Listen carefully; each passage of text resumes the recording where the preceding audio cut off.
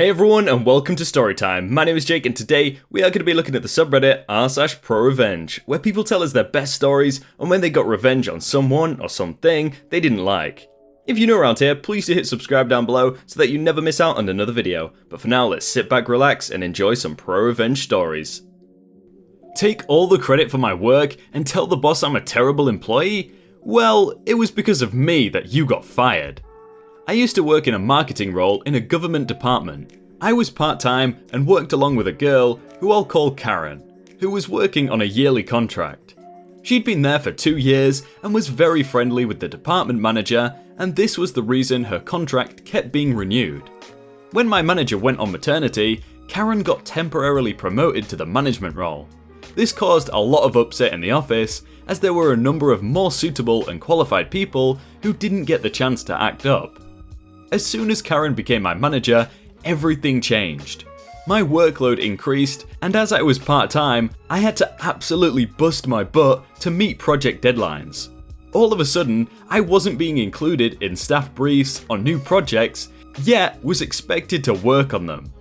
My department manager was acting really off with me too. This went on for months before I approached my department manager and asked to discuss my workload, etc. She sat me down and basically told me that I really needed to get my act together, as Karen was having to pick up my workload and it was affecting her output, because I was, in Karen's words, so lazy I should be fired.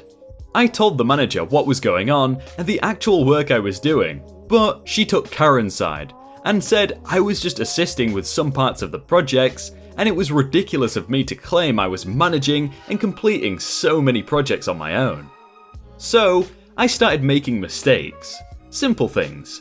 Adding wrong briefs for designers, not including prices, adding incorrect budgets and deadlines that were 2 days out, etc. Karen started to get pulled by various managers asking why she was making so many mistakes. Then I knew for sure she was passing off my work as her own. She called me in for a meeting and exploded. I walked out. She had begun whining about me to teammates, saying how lazy I was, etc. My friends began to tell me what was going on. One friend informed me that Karen was online for an average of 5 hours a day planning her upcoming wedding in Spain, and was using the office phones to make international calls to the wedding planners. He could see her screen and couldn't believe how lazy she was. So she was planning her wedding while I was busting my butt off. So I decided to skip talking to the managers and went straight to HR. I told them to have IT monitor her internet usage and her outgoing calls. I said I could prove she was a lazy woman and was relying on me. I was obviously able to show email trails and the project documents I had completed, and she had then taken and saved down as her own. 2 weeks later, Karen was called to HR and told her contract was not being renewed and she was given 1 month's notice. She told everyone it was because of budget cuts.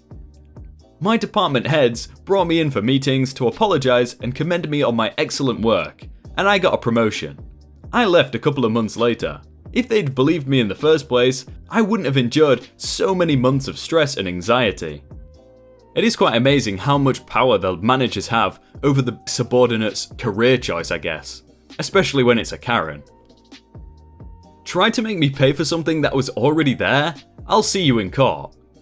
This is for anyone who's ever been messed over by an apartment complex. In my opinion, it's revenge, but if it doesn't fit, I'll move it. A few years back, I was moving into a new apartment with a co-worker of mine. He was an okay roommate, good guy overall, just did some bad things. Not the focus of the story though. Anyway, so as we move in, they give us the inventory of the apartment so we can mark everything that's wrong with it. They tell us they had the carpets replaced 18 days earlier, and that the maintenance crew had also replaced the stove and bathtub. Yay for us, right? So, we went through and started marking stuff. I'm a bit OCD about this stuff, so I marked every little mark, ding, scratch, etc. in the place. In this allegedly new greyish carpet, you know, the type that will quickly stain when the sun shines on it, there were 3 smallish stains on it, all off yellow. One in the living room, one in my room, and one in my roommate's room. We marked this down and made sure we were as specific as later. We then finished up, turned the inventory in, went over it with the leasing agent who signed that it was accurate, and we were good to go. I move in with my pup and roommate moves in with his cat. Fast forward 14 months. I'm moving out to move in with a couple of other friends and we are getting ready to clean and whatnot when who shows up but Karen, the leasing agent, for pre-inspection. I was at work at the time, but my girlfriend was there. Apparently, Karen walks in, down the hallway, says, "Oh yes, carpet," and then walks out. She'd been in the apartment less than a minute. Now, even though we were guys and not super clean freaks, we did maintain an overall clean environment, according to my girlfriend. So her saying that was weird. We figured we were okay. Yeah, stupid us. We moved out and on our separate ways. I get a bill in the mail 3 weeks after move out for $1,400 for carpet replacement and other random cleaning things. Now, some of those things were completely on me or my roommate because one, my roommate got attacked right one night about a week or two before we moved out, so he did no cleaning whatsoever. My girlfriend and I did our best, but we figured we'd get dinged a little. But not the full $500 deposit and then an extra $1,400. Holy crap. I sit down with Karen and Karen's boss, Super Karen, and ask basically, WTF? They brought up the 3 stains and said they were made by either my dog or Roomy's cat. They also said the inventory on our first day that Karen signed was invalid because I was too thorough for it to be true. And the carpet was brand new. I basically said, that's BS and I'm not paying it. So, Super Karen sent it to collections. I fought it for a year with the collection agency and got nowhere. It took my credit score from around 750 to 650. Needless to say, I was exhausted from my high-stress job, from fighting this, and I was just ready to just pay it to be done. Until the best girlfriend in the world pointed out that I should just sue them. So, I did. I sued the apartment complex for $7,500, the max I could sue for in small claims without needing to get a lawyer involved. I couldn't afford one. I had the sheriff's department deliver the lawsuit paperwork to the apartment complex's parent company, and had a court date set. I was scared so much as I had never done this kind of thing before.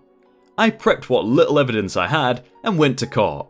The Honourable Judge Awesome McAwesome Sauce was presiding that day, and when my case was called up, I went with my evidence. And the apartment complex was nowhere to be found. So, Judge Awesome asked me why I was suing for such a large amount. I explained about the situation, showed that I had the inventory with their signature, that they clearly said both parties agreed there were stains on the carpet prior to my move-in. And, therefore, I didn't think it was fair I had to pay for the carpet. But, I was willing to pay for what I knew I owed if they just removed my bill from collections. I also said I had called in sick from the anxiety of dealing with this a few times over the last year, and I was currently missing work to be in court that day. And while I didn't expect to get $7,500, I wanted to get their attention and stick it to them because they can't just treat people like this. Judge Awesome listened and smiled and said something along the lines of, "Well, since they aren't here, I will give you a summary judgment, which means you win. And not only do you not have to pay for the carpet, but you can have your full deposit back." I wanted to start dancing, but I'm in court and a terrible dancer, so I didn't. He gave me my full deposit back plus the few days of work I'd missed, even though I said I got sick pay for it. All in all, it was about $1,500, and he ordered that they remove it from my credit and take it from collections. I called them and told them that I had sued them today and won.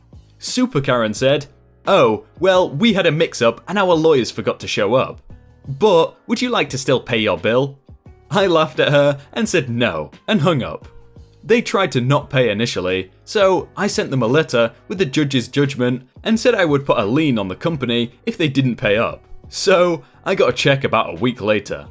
Basically, take photos, get copies, and never just pay the bill if you don't actually owe it.